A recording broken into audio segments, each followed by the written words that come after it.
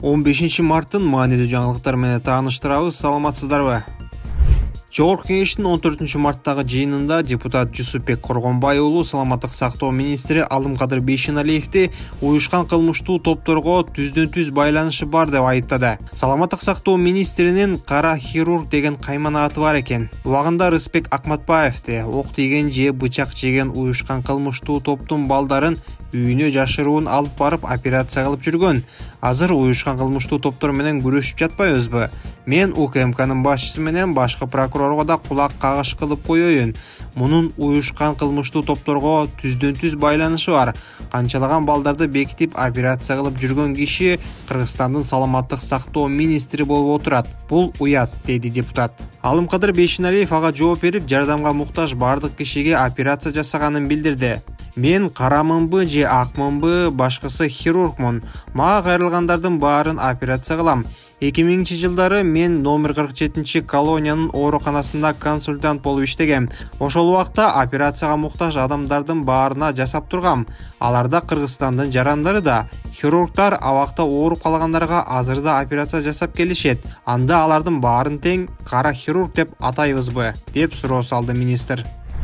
Оштогу ат майдандагы тополоңдон кийинки аймактар аралык касташуу. Жогорку сот видео үчүн тургунду 5 жылга кести. Жогорку сот Ош облусунун тургундарынын атынан Талас облусунун тургундарын кемсинткен видеону жарыялаган кыргызстандыкты 5 жылга эркинен ажыратты. Сот аны аймактар аралык кастыкты козутуу боюнча күнөөлүү деп тапты. Аталган видео былтыр 31 августта Ош шаарындагы ат майданында болгон тополоңдон кийин жарыяланган. Анда Таластын ынтымак көк бөрө командасы Оштун достук командасын жеңип алган.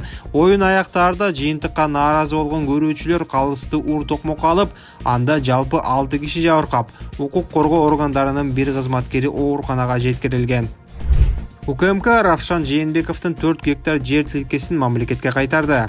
УКМК Талас облусунун Киров суу сактагычынын жээгинде жайгашкан 4 гектар Эдельвейс тур эс алуу аймагын мамлекетке кайтарды. Жер аянты 2000-жылдары Кемпирабад иши боюнча абакта жаткан саясатчы Равшан Жээнбековго өтүп кеткени, ал азыр ыктыярдуу түрдө мамлекетке өткөрүп бергени айтылат. Экспертизанын корутундусуна ылайык, жеңил конструкциядагы административдик имаратты бар аймак 16 миллион 871 миң сомго бааланды. Жер тилкеси 2000-жылдары Жээнбеков мамлекеттик мүлктү башкаруу фондунун жетекчиси болуп турганда ага байланышы бар жактарга мыйзамсыз берилгени айтылган.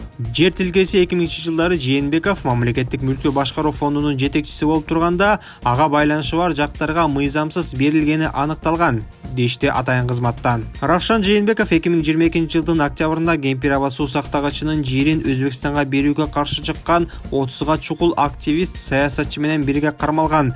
Аларга массалык башаламандык уюштурууга даярдык көргөн деп айыпталууда.